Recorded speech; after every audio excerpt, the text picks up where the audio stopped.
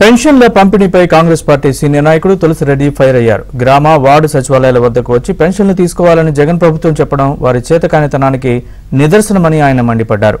వాలంటీర్లు లేకపోతే జగన్ ప్రభుత్వం ఒక్కరోజు కూడా పనిచేసేటట్లు కనిపించడం లేదని విమర్శించారు.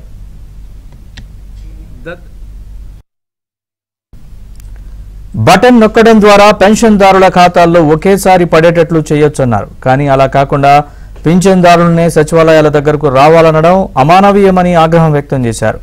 మోదీ ప్రభుత్వానికి ఓటమి భయం పట్టుకుందని, అందువల్లే కాంగ్రెస్తో పాటు రాజకీయ ప్రత్యర్థి పార్టీల ఆర్థిక మూలాలు దెబ్బతీసి ఎన్నికల్లో గెలవాలని కుట్ర చేస్తోందని ఆయన ఆరోపించారు.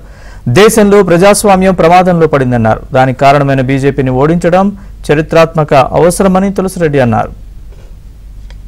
వృద్ధులకు, వితంతువులకు, వికలాంగులకు వాళ్ళ ఇంటి వద్దకే పోయి సామాజిక పింఛన్లు పంపిణీ చేయలేని అసమర్థ చేతగాని దద్దమ్మ ప్రభుత్వంగా జగన్ ప్రభుత్వం తయారైంది. వాళ్ళే గ్రామ వార్డు సచివాలయ వద్దకు రావాలట. వాలంటీర్లు లేకపోతే ఈ ప్రభుత్వం ఒక్కరోజు కూడా పనిచేసేటట్టు కనిపించడం లేదు. ఏం గ్రామ వార్డు సచివాలయ సిబ్బంది లేరా? 1,35,000 మంది ఉన్నారు. సామాజిక పెన్షన్లు ఎన్ని? 65,92,100. గ్రామ వార్డు సచివాలయ సిబ్బంది ఎంతమంది?